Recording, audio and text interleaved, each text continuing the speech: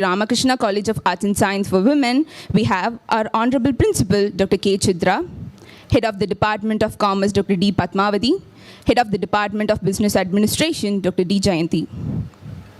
Prayer is the key that unlocks the storehouse of God's infinite grace and power. I request Ms. Kamali from 3rd BCom Professional Accounting to render the prayer Tamil Thai Valthu.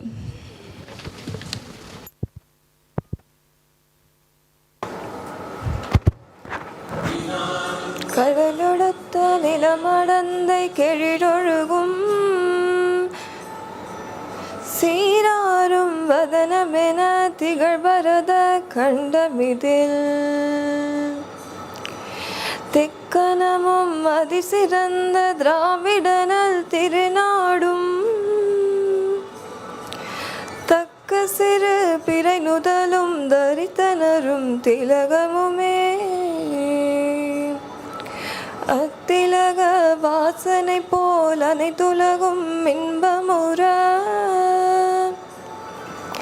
எத்திசையும் புகழ் மணக்க இருந்த பெரும் தமிழனங்கே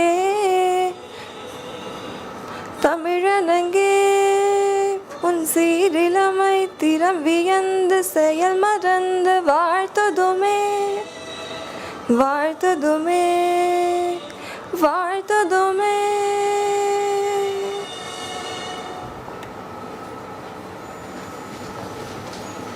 Thank you, Kamali, for the soulful rendition.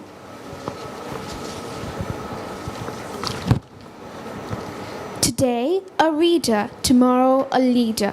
A book can bring such magical transformation. I request the HOD of Business Administration to present a book to our keynote speaker and HOD of Commerce to present a book to our beloved Principal Ma'am.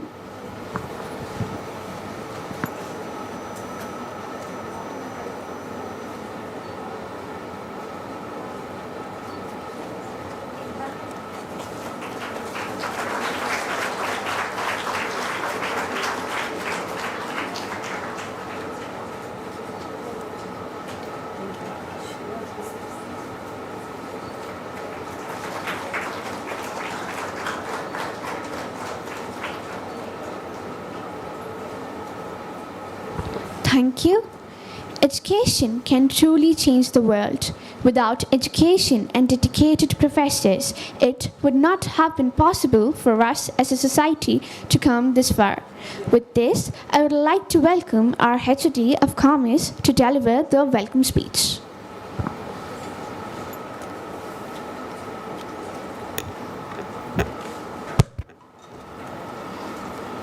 Every morning is a new beginning, a new blessing and a new hope. Very good morning to one and all present here, delegates on and off the days, participants from various institutions, faculty colleagues, and my dear students. At a time when digital revolution is making sweeping changes in computing and communication technologies every single day, the industry players have started prioritizing digital technologies to build business resilience and enhance customer experience. Banks and other financial players are not an exception to this. With the explosion of digital technology in finance and widespread use of technology by common people, businesses have begun to experiment with newer and newer tactics. Marketers have seen the importance of reaching out and staying connected with customers online and started exploring newer and newer approaches leading to significant commercial benefits. This constant exploration and sweeping changes and strategies in fintech gave us the impetus for the theme of this conference. Let us explore and hear from the delegates and from the participants what is new in the industry. I am extremely happy to welcome you all for this international conference on Navigating Fintech Frontiers, Enriching Customer Experience, hosted by the Department of Commerce and Business Administration of this prestigious institution. We are extremely happy to collaborate with Faculty of Business and Management, Quest International University, Ipoh, Perak, Malaysia, which is one of the finest private and comprehensive research-led university situated in the northwest of Malaysia. On behalf of this institution, I would like to extend a very warm welcome to our keynote speaker, Dr. Thanaraj Krishna, Head School of Accounting and Finance, Faculty of Business and Management, representing Quest International University, having over 16 years of academic and research experience and expertise. We look forward to your address on how Fintech helps in social transformation. Welcome, sir.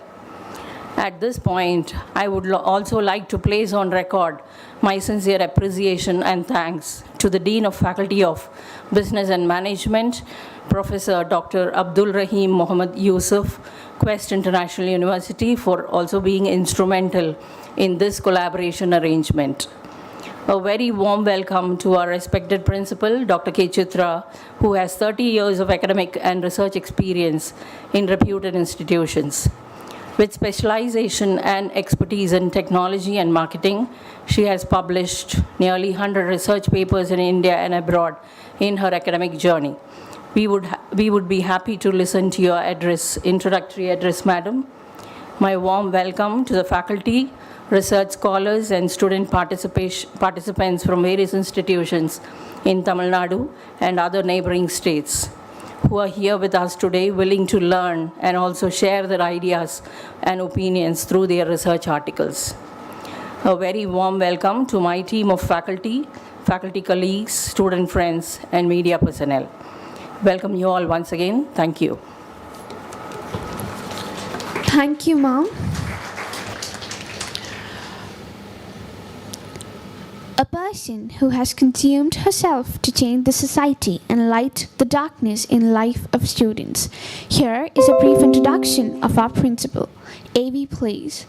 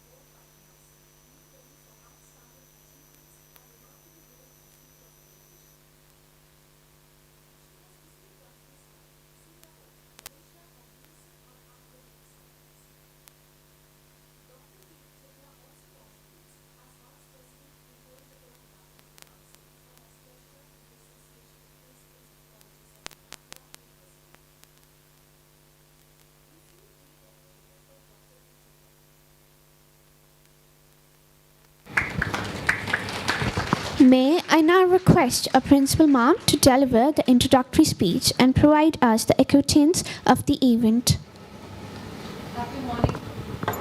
Happy morning to each and every one of you present here. It is indeed a wonderful occasion for us to collaborate with Quest University, Quest International University, Malaysia, and I am very grateful for the kind consent given by Dr. Thanaraj Krishna to be here to deliver the inaugural address. I wish and hope and pray that this should be the first of many collaborative efforts by Quest International University and our institution, and we look forward to a long-lasting relationship for the benefit of both the institution, mostly our beloved students and the faculty of across the country. So I congratulate the Department of Commerce and Management for identifying a topic of relevance and putting in meticulous effort in organizing this program, taking a lot of initiative in identifying the relevant speakers, eminent speakers, and then getting the delegates across the institutions and organizing it in a very, very meticulous and professional way. I also congratulate all the participants across different parts of India and from US and other professors from Malaysia for taking the keen interest in participating and presenting their research work to the colleagues and everyone present here. So what is in the outlay for the students and the faculty out of this particular seminar today? I would part that to address at the end and share a few thoughts of mine related to the topic. Taking you back to 2011, nearly 2 decades back, what do you think the percentage of people who were formally into the banking system, what percentage of people in India, can you make a guesswork?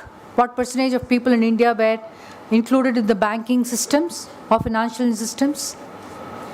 Any guesswork? What percentage of the people in India had formal bank accounts? It was 35%. Just mere 35% of the total population in India were under the banking stream. That means whatever the benefits given by the banks, given by the government, could not reach them. They would be filtered in between and some of it would be lost. They'll be taken away by the middlemen in between. Not all the benefits which is given by the government of India would reach them, and as a result of which the percentage of the people under the poverty line were very higher. Now fast forward to the recent times, 2022 or 2021, the statistics available.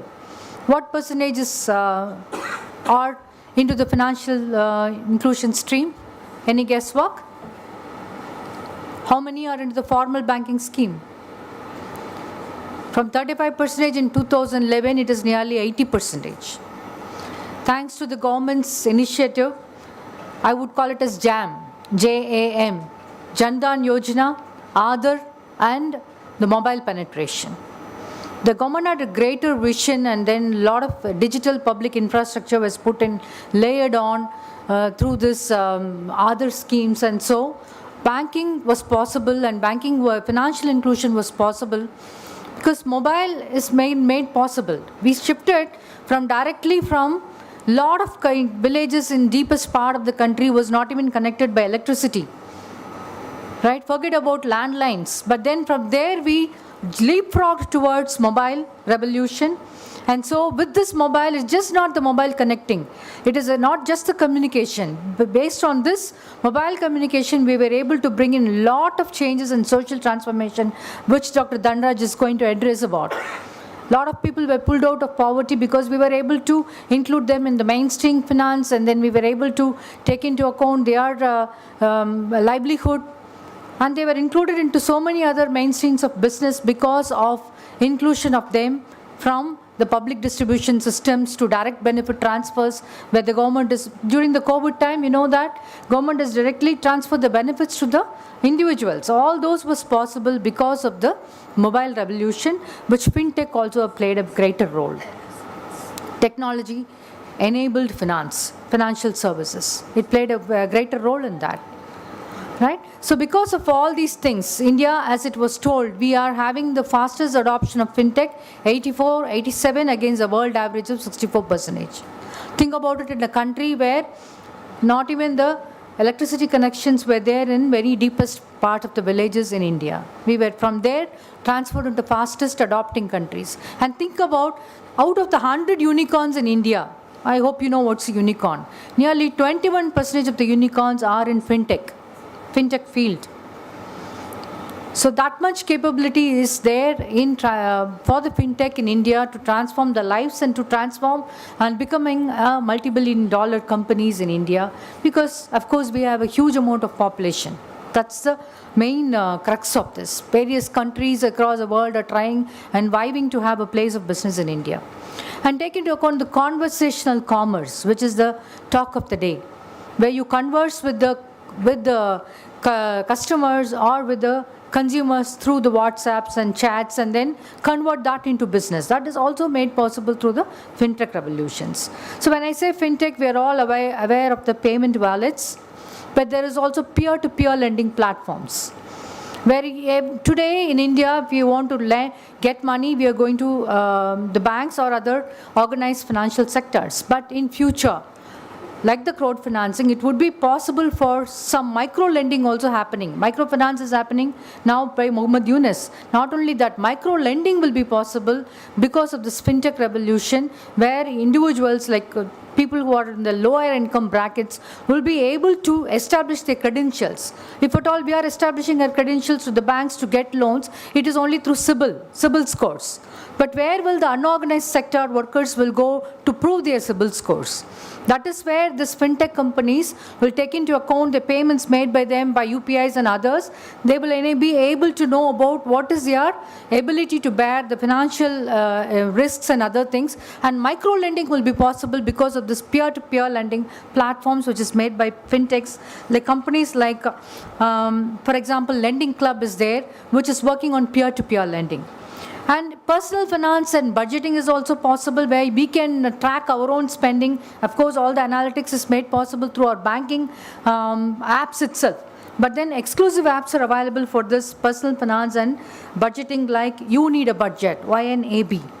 There are also robo-advisory for wealth management, which you tell your age, what is the amount of money you earn. It will advise what percentage could go to equity, what percentage could be debt financing. That is also possible by robo-advisory enabled by fintech. And the greater, we are not talking about banks alone, we are talking about insurtech.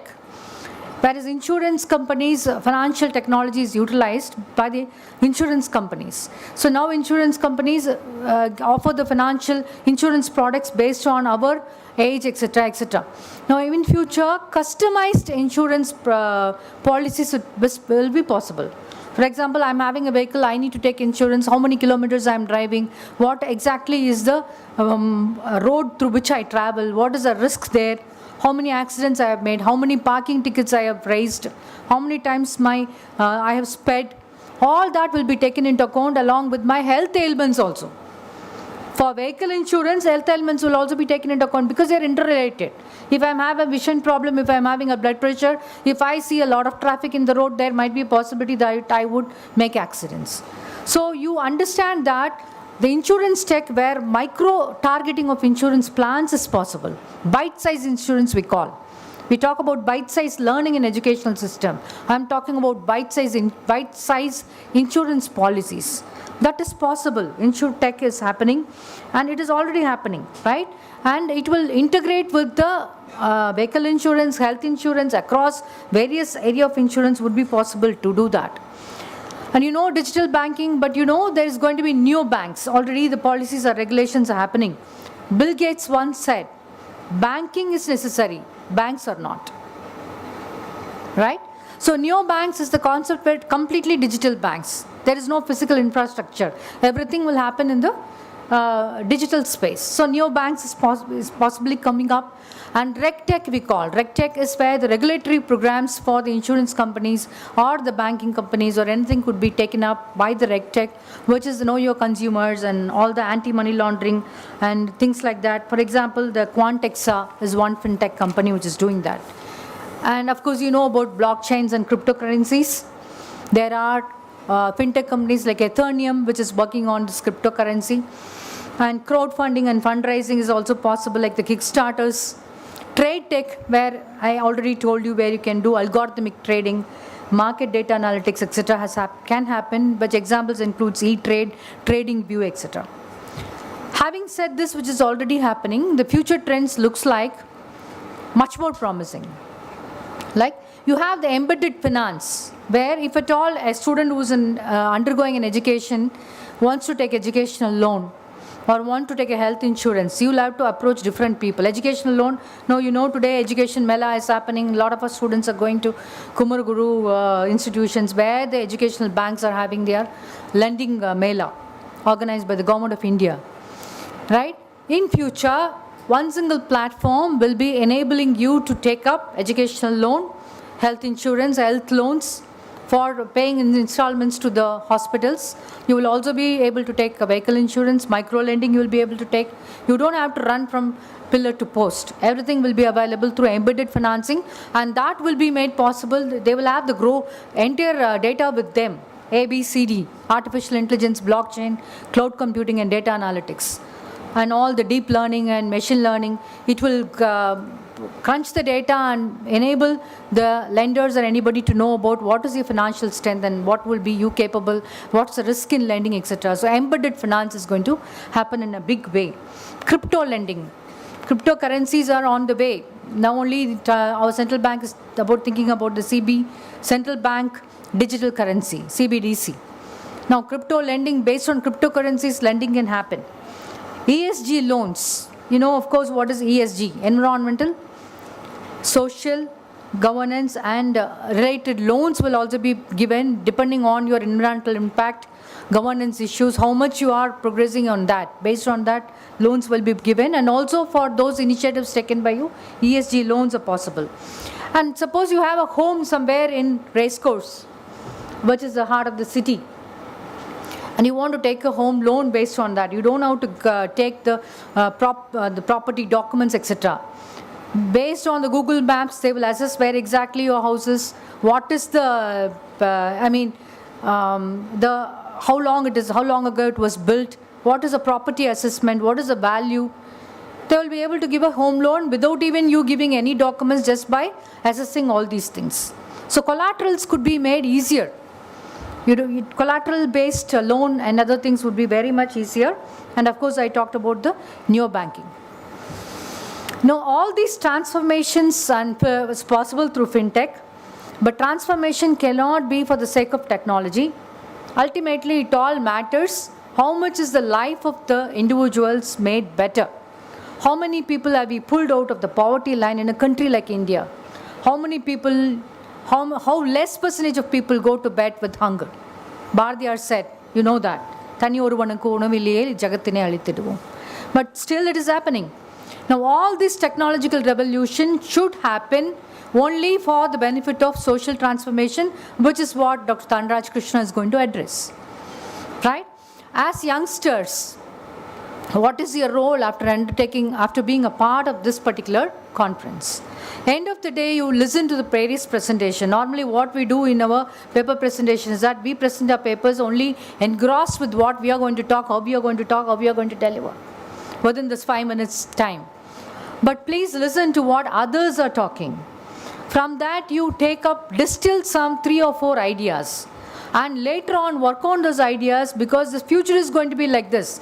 There is not any longer going to be commerce students, computer science students, microbiology, biochemistry. It is going to be everywhere. There will going to be a part of the computer instilled there.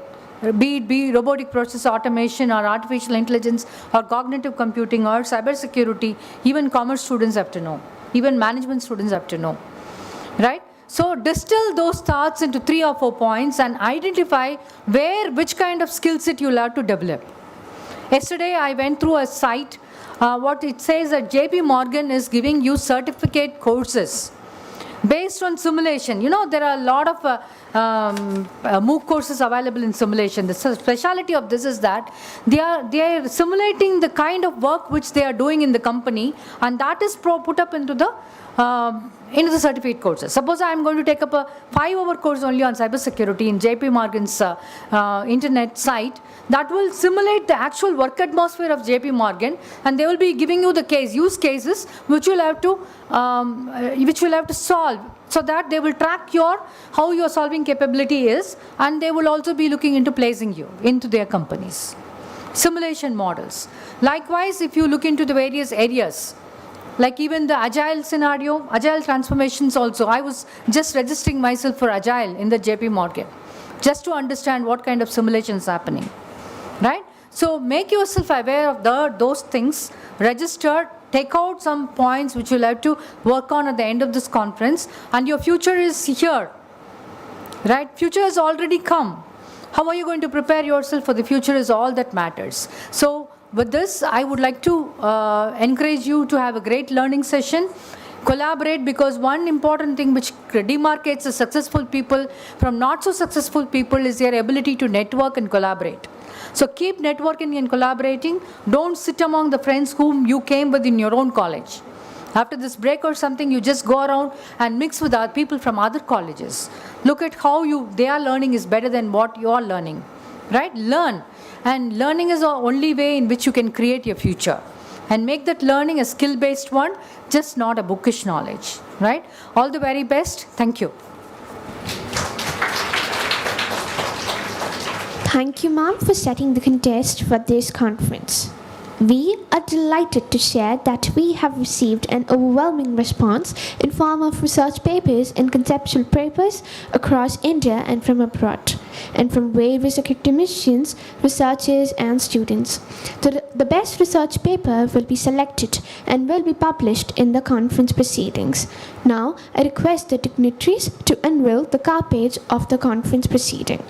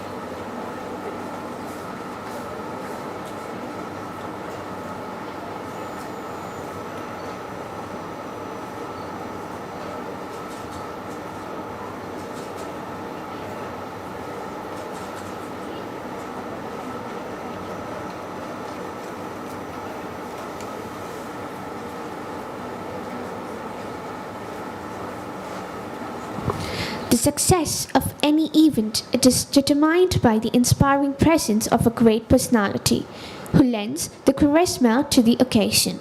We are extremely privileged to extend a hearty welcome to our most revered chief guest, Dr. Dhanraj Krishna. We are indeed humbled and honored by your kind gesture of consenting to be the chief guest of this grand event. Here is a brief introduction of our keynote speaker. AV, please. Dr.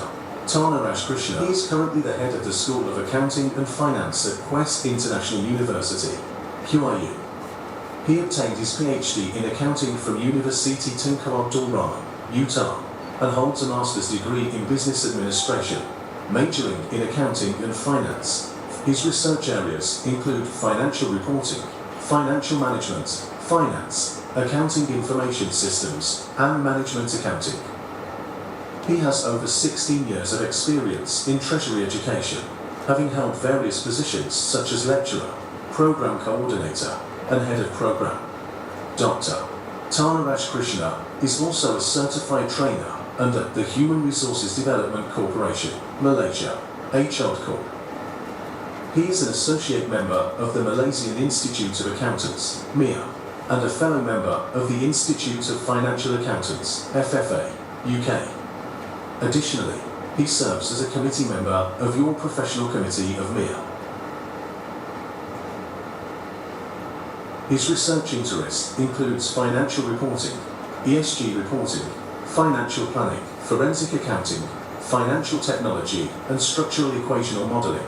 SEM, we feel incredibly privileged to welcome Dr. Dhanraj Krishna. I may request Dr. Dhanraj Krishna for delivering the keynote address.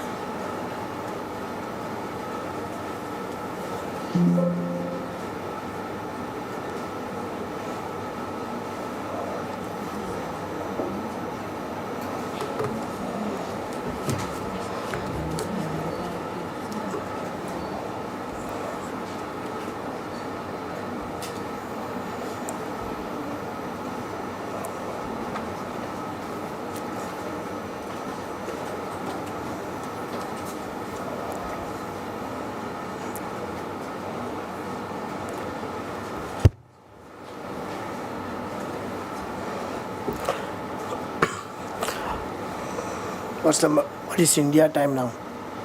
Okay, 10. Okay, good morning, everyone. I'm honored and privileged to be here. Thank you, Dr. K. Chitra, the principal, Dr. Bhatmavati, the HOD Commerce, and Dr. Jayanti, HOD Business. Right.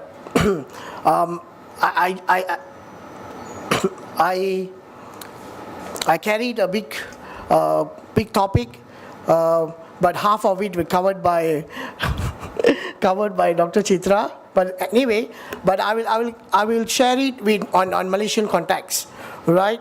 Okay, you see, all of you know, or most of you know, Fintech is financial technology, right? But we fail to see how it works around us in day-to-day life, right? Fintech is around us. Fintech is playing a role. As we speak today, the repetitive job has been taken over. As we speak today, the invoicing has been taken over, right? Most of you, I can see, accounting or commerce student. If you remember, or if you ask your seniors, they are invoicing activity last time, right? Every sales have to issue the invoice. But now if you do online purchasing or online shopping, you'll receive invoice at the moment, right? Nobody creating it. RPA taken over. Robotic process automation taken over the repetitive job. Okay, as we speak now, nobody keying in debit and credit anymore. Okay, people just scanning or snapping picture of the receipt or invoices. The data has been captured automatically because those are number crunching work, right? Okay, so let's look at the financial technology, how it play a role in our day-to-day life. Okay, I will take an example of Malaysian context or Asian context and explain how it works in our era. Okay, I think blockchain, these are the ecosystem of fintech. It's a chicken and egg concept. Without this, fintech cannot perform their duties, or without fintech, they cannot perform their duties well. They are interconnected. Okay, let's start with blockchain. Okay, blockchain, as you know, it's originally focused on the cryptocurrency, Bitcoin, and so on, right? But the characteristic a bit unique. So users or companies using blockchain to validate the transaction. Okay, we no need to do validation, many layers of validation using blockchain. So it only happened once. So they are benefit, right? So less cost, less you can save time a lot, right? Because there are no repetitive actions taken for any transaction, right? That's blockchain. Then biometric, right? Biometric is facial recognition or thumb, your thumb recognition. It's enabled, or we are no more using PIN, right? We use our thumb scan. We are using facial recognition, right? That made the transaction or the encryption of the transaction even advanced, right? So that's play a big role in voice banking, biometric payment, or personalized services, right? Okay, and another thing, if you can see, is cloud. Cloud also play a big role because it's data, right? Fintech, cloud payments, blockchain, all that involve data. So they need cloud to store the data, right? So cloud play a very important role in the ecosystem. Without data, without storage, there are there cannot be any interception in the data, right? Okay, e-wallet. I think most of us know e-wallet, or we call it mobile money, right? We call it mobile money, okay? Back then, nobody using it, okay? After pandemic, we don't want to go out. We were forced to use the contactless payment, right? Okay, so Fintech transform the e-wallet and mobile money transaction. Okay, so now finance can be accessed through a button away, a click away, through e-wallet. And I will give you some example, many examples of the company that already established. Okay, some of those Dr. Chitra was highlighted, has been happening in Malaysia or some countries. Okay, probably here some areas India has been advanced very well. Certain area, due to legal constraint, there are things moving a bit slower pace than the rest. So we see how it works. Okay, we comparatively other countries and from what she told earlier, right? And crowdfunding. Okay, she touched about this. Crowdfunding is another way, another alternative to raise fund. Okay, a person selling a food in roadside can raise fund now using crowdfunding.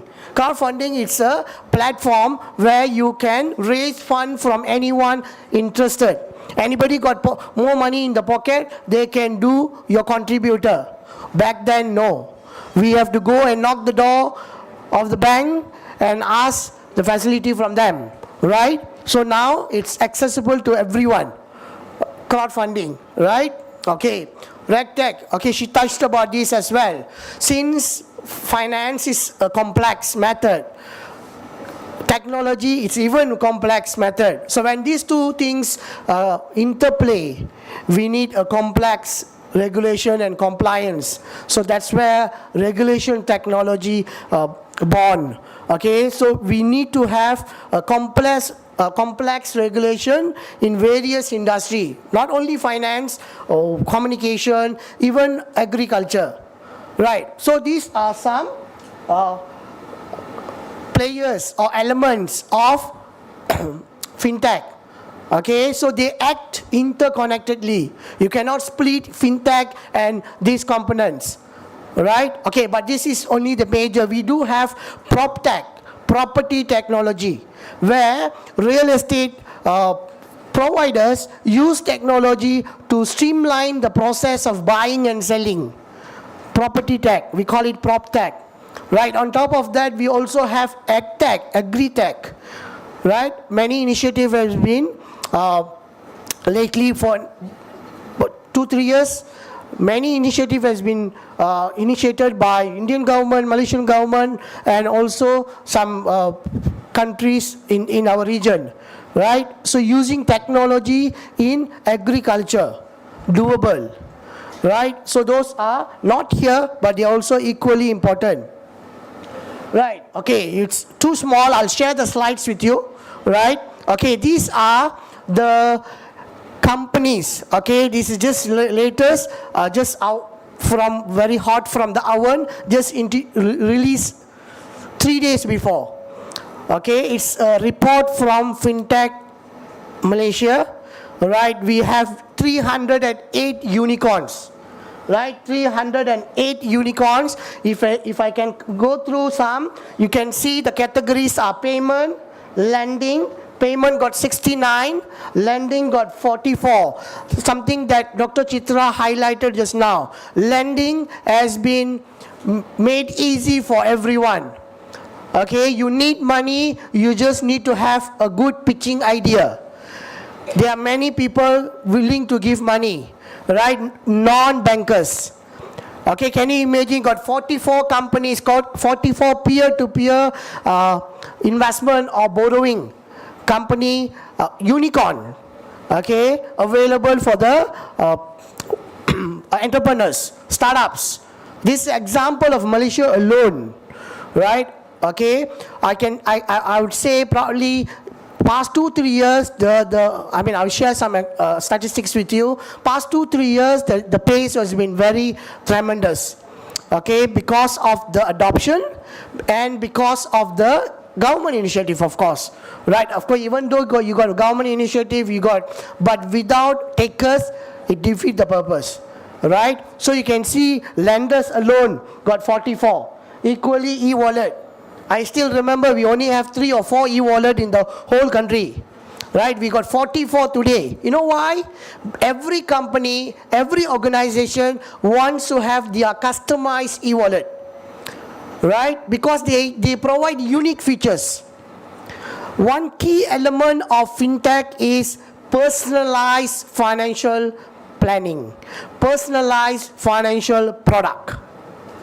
Okay, when you go, okay, it's simple as this. You're doing online shopping. Okay, what is the platform we have here? We got Shopee and Amazon. Okay, Amazon. Take it, Amazon. So when you browse a product, when you buy a product, okay, the big data can track your trend. The big data can tell you your personality, right? So using the data, we can do many things. We can do wonders, right? We can come up with a specialized product for you. Have you came across when you search for something in the Google, then you're getting some ad related to your search, right? Okay, that's usage. That's the use of the data by the organization. That's not wrong. They're not stealing your personality. They are analyzing your personality. That's where the data analytics come. Right? Okay, then we also have e-wallet, blockchain, what else I want to highlight? Okay, there is InsurTech.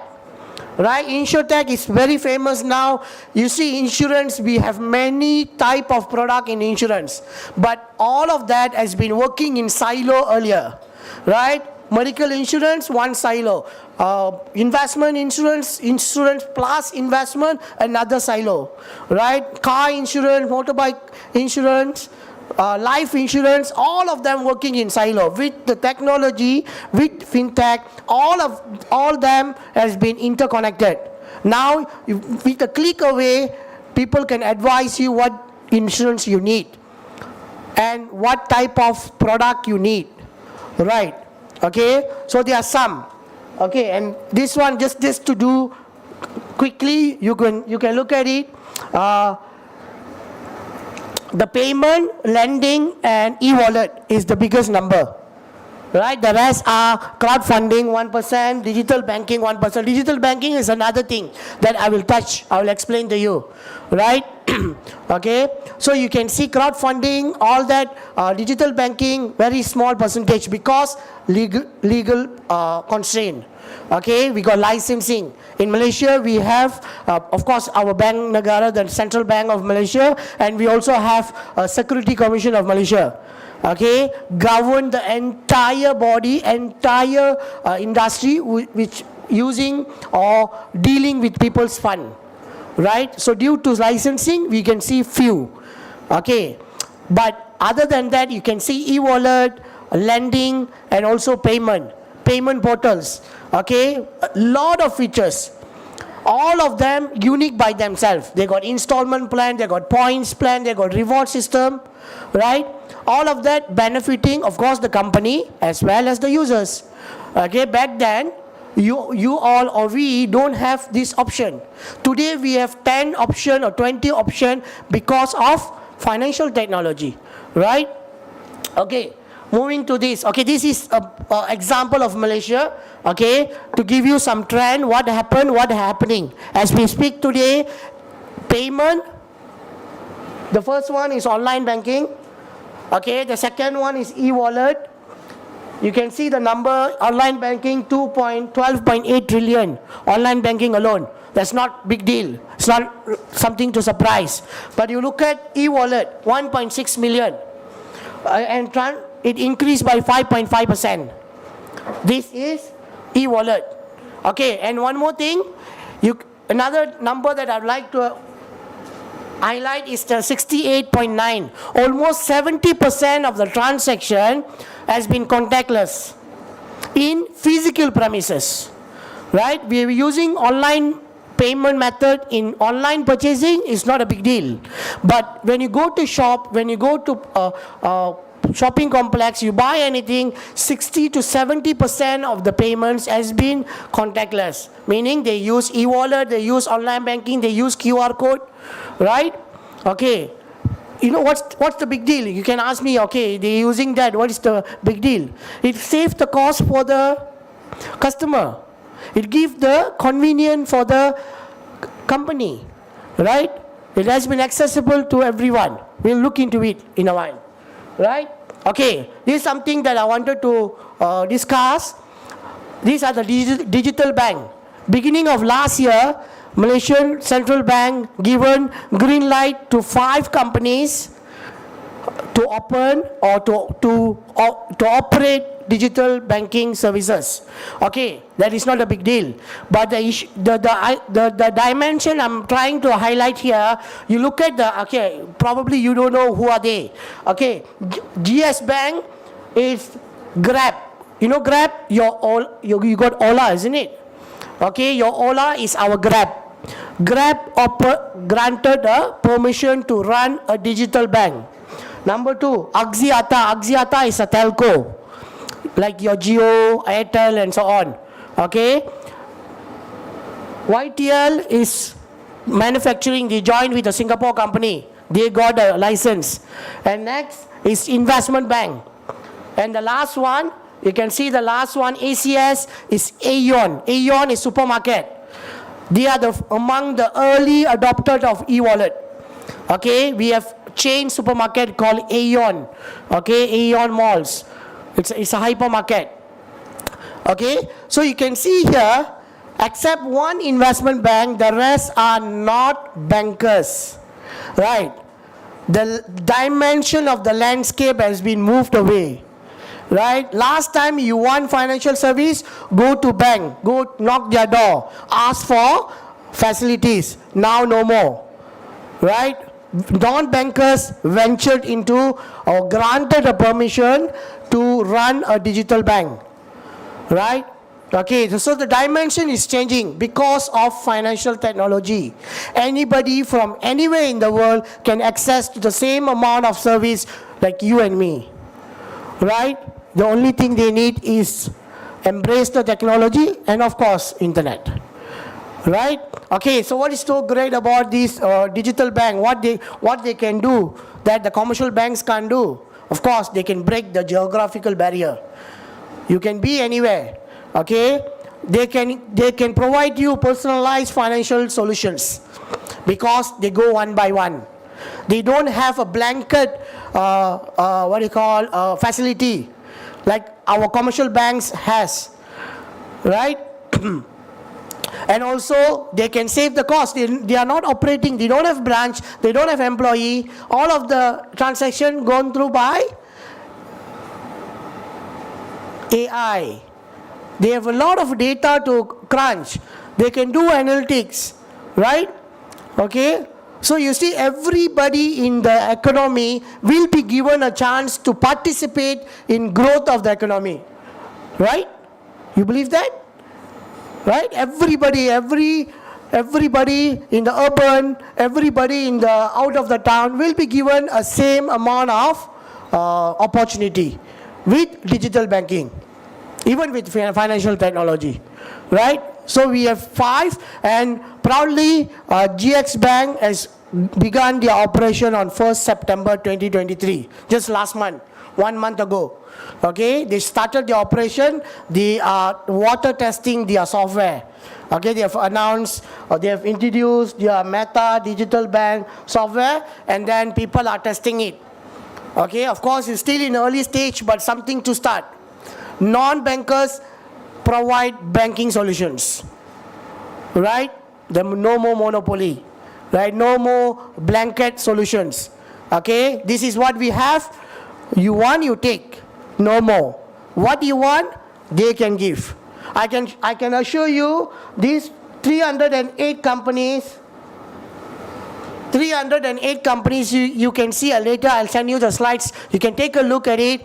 They are same company appear in more than one solutions. They provide e-wallet, they provide lending. They provide payment, they provide lending. Right? So they are interconnection. They got data, they got fund, they can provide anything. Whether you want to take it or not. Right? Whether you're ready to take the make yourself eligible for the what do you call the solution or the instrument, right?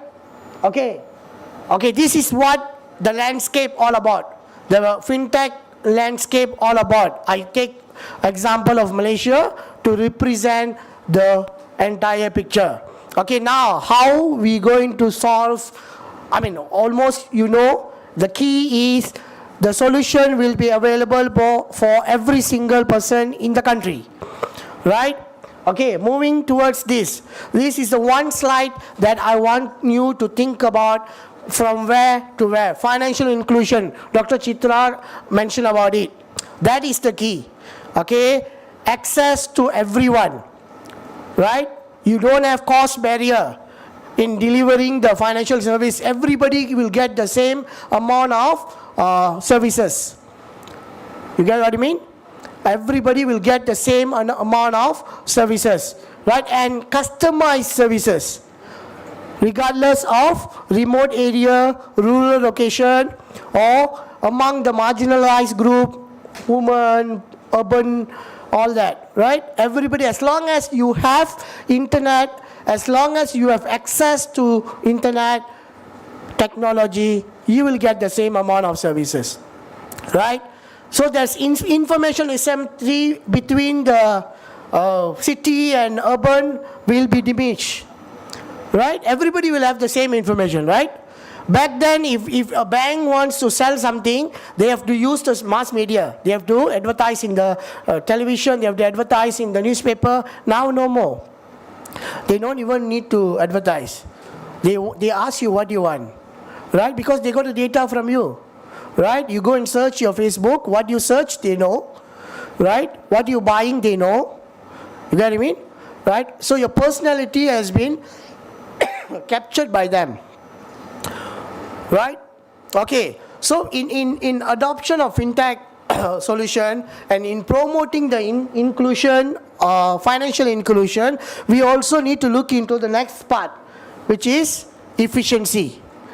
Right? With technology, we can do things in an efficient way, faster, cheaper, affordable, accessible to everyone.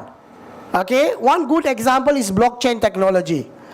It doesn't it doesn't require you to do the verification and validation every time. Only once. After that, blockchain technology allows you to access the data for the subsequent validation. So it saves time, saves cost. It benefits the users, right? That's one. Okay, even if you look at financial inclusion in several countries, they are focusing on developing the digital financial literacy of digital financial service, part of national agenda. I'm sure from what Dr. Chitra said, India also already have a lot of initiatives, right? Like Malaysia, we have national financial literacy strategy or blueprint. Okay. Not only Malaysia, we can see Myanmar, Philippines, Thailand already have a framework to educate everyone what is available in digitally. Okay, back then financial literacy was a big deal. Now digital financial literacy is the biggest deal, right? What you can achieve, what instrument you can access, available for you digitally, right? Mobile payment example. And cross-border transaction, cross-border remittance. Thank you to pandemic. Thank you to COVID. Okay, there's been movers forward to introduce all these things, right? Okay, nowadays cross-border remittance has been more affordable and more faster, right? Okay, then efficiency. Efficiency, you can see the fintech can improve the efficiency of financial services, making them more accessible, affordable. As I told you just now, blockchain is one of the example. Okay, next is innovation. With efficiency alone, you cannot achieve things. You need to be innovate, right? Fintech allow you to do things innovatively. Okay, I'll give you one example. Those days you've been using money, carrying money, hard cash. Now you use QR based innovation, right? Okay, as we speak today, back in Malaysia, we pay toll. Our toll gates, we pay toll and parking, use our bank cards, right? We be using cards like you all, right? After that, we have a touch and go card where we top up the amount, then after that we use whenever we use the highway. But starting from last month, with their water testing or their pilot testing, where you can use your bank card, no need to worry about carrying other cards or what. You just have to carry your bank card and touch the bank card via Visa. That's innovative, right? You go to any shopping mall, you don't need to go and find for parking outlet and then pay for the parking. You can just use your bank card. That's innovative, right? The technology enable the organizations to provide the innovative solutions, right? And eventually, this efficiency and innovation will contribute to the last point, important point, economic growth, right? That gives every one of us, every one of the users participate in economic growth, right? Because the information and the services available for all of us at the same time, right? Okay, the point that I mentioned here, strengthening financial development, that's a keyword. Okay, so when everybody participate in the ecosystem, financing, buying, selling, raising fund, using fund, money flow is there, economy will be boosted, right? Simple as that. Okay, so poverty, or we can change the status of a person, an entrepreneur, SME or small medium enterprise through this ecosystem, right? When things are on their plate, it has to be taken by them. So now the key is whether they are aware of this. So that's where all the countries taken a step ahead to educate and make everyone aware of the solutions, the instruments available digitally, right? Okay, moving to, so we talk about the good things about financial inclusion, what they can do, what they can provide, how they can improve the life, financial well-being of people, but there are risks associated with that, right? We need to be, it's not so much to us, it's to the policy makers, it's to the government, right? They have to take care of the exclusion. Exclusion means the unequal access of infrastructure and technology, right? We talk about all these. When technology is there, the services will be available to everyone.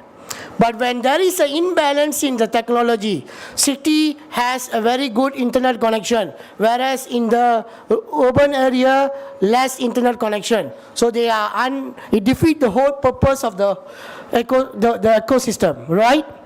Okay, so something that we or the government or the policy makers have to look into, exclusion and also discrimination, right? What the biasness, okay, it has to be unbiased because we follow analytics, right? And also to protection, consumer protection, data protection, because you're involving other people's data, you are involving other people's financial data. You get what I mean? Right. So the data protection need to be enhanced, transparency need to be there. So blockchain will play a role, right? Okay, so these are the things that slightly you need to, or we need to take into account. The risk matters. Okay, whenever there's a good thing, there's always a little bad thing together, right? We need to aware of those things as well, right? Okay, my last slide. With all this, we have the landscape, we have things in place, ecosystem in place, government initiative has been taken place, people has been came into the ecosystem. They've been using financial instruments, they're using digital financial instruments. With all this, what it can produce, what can happen next. Okay, you see, financial technology is led the development of new business models. As I told you just now, QR Pay is a new business model. We got new model, new application, we got new processes, we got new product. All of that because of the usage of the technology or adoption of the technology, or to be specific, the interplay of the technology in the products that readily available, right? So that is the changes in the market structure. The market structure has been changed. Okay, a lot of technology focused product or startup has been entered the market. Okay, so that's changed the traditional way of doing business, especially financial service industry. Okay, then due to that, we look at efficiency. We talk about it, right? Efficiency, Fintech improved efficiency of financial service by reducing costs. Time, we talk about it, fine. Blockchain is a good example, right? One more important thing is we do all this for customers, right? Customer experience. Like what happened to the customer experience? They experience by offering enhanced accessibility or convenient or tailor-made product. That's very important. Fintech can provide you tailor-made product because they have the data about you, right? They can offer you low-cost, convenient financial services, accessible financial services with the click away, right? You can just click and access the financial products, right? Okay, then all these provide you financial stability, economic growth. You want to, there is no division now. All of us have the same info, whether you want to take it or not, make yourself eligible or not, right? They give you financial stability. Fintech gave a greater impact to the financial stability because you see, they have providing a client with a better experience, efficient way of doing business, and a cheaper, affordable, accessible products, right? So as conclusion, Fintech have a very good impact, transforming the way of we do business, especially financial providers, right? And we also have a lot of benefits, but the thing is, the infrastructure need to be ready. I'm sure most of the government, most of us already into the ecosystem, right? But let's embrace, okay? They can provide anything, but we don't embrace the technology, we don't embrace the new way of doing business, it cannot succeed, right? Okay, my next slide, thank you. Okay, with this, I thank the college to give me opportunity to share my thoughts. It's little that I know, I'm still learning, right? Let's take a step ahead. You can do, I want to share one more thing. This is a project by us. I just want to let you know, Fintech it's not rocket science. Okay, it can be originated from academic research, like what you're going to present today. Can I have that? Okay, another 5 more minutes or 3 more minutes. Okay, this one is through our academic research like what you all doing, we found out there is no solid financial planning model for parents with special needs.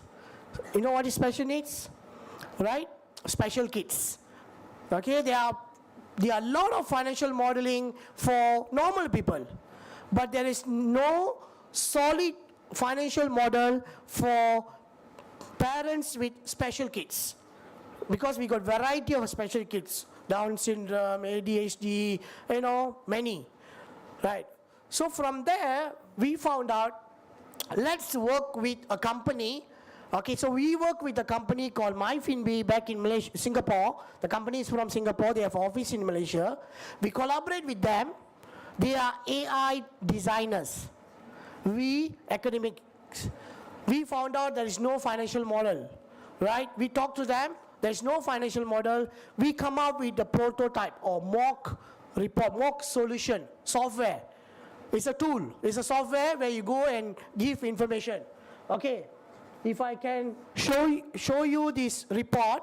Okay, this report is the output of the tools that we design. So as a parent of special needs, okay, as a parent that has special need kids, you go into the portal, you give the information about your daughter, son, about you, your income, normally questions, answer the questions, the system will produce this report.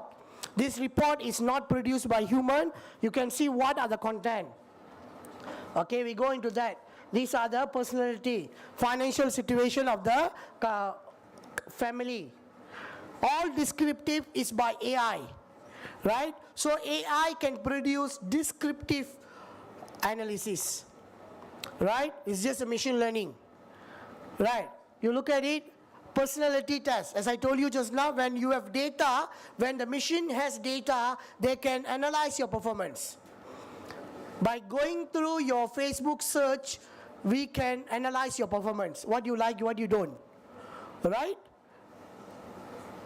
Severity test, how severe, what is your income, how much you need to save, your prediction, your 20 years, 30 years prediction, all this by AI.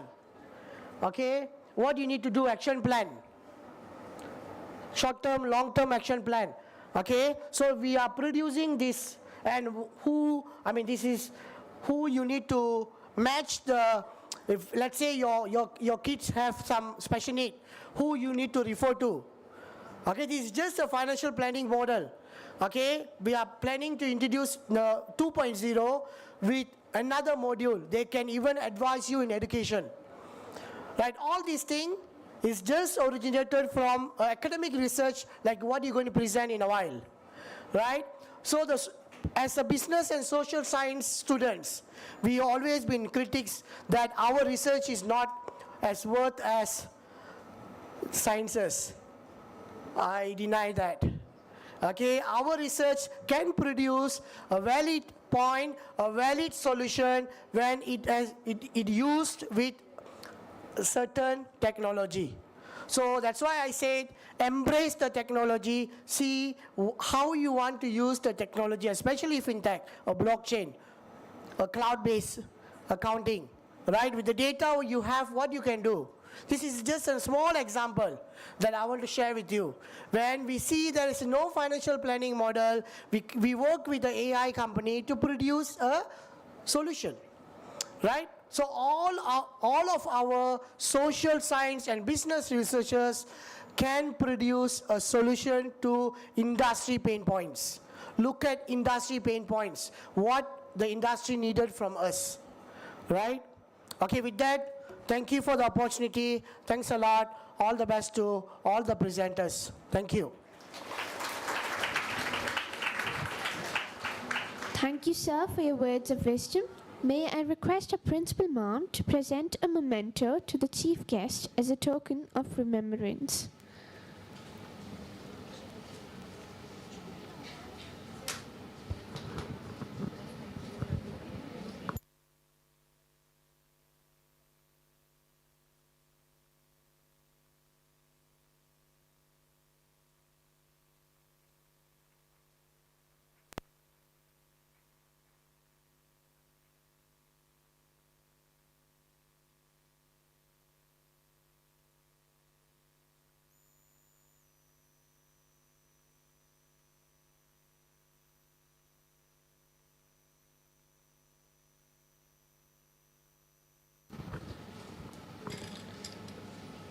On this note, let's conclude this memorable inaugural session. On behalf of the institution, we sincerely thank the dignitaries for being with us this morning and enlightening us with their enthusiastic remarks.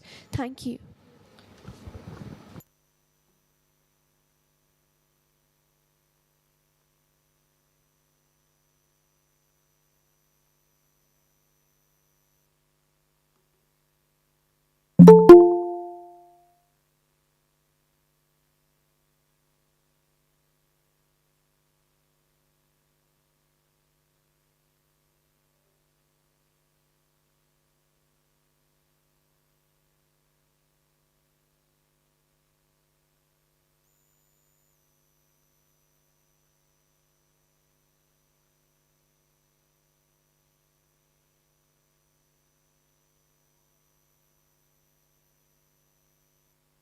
you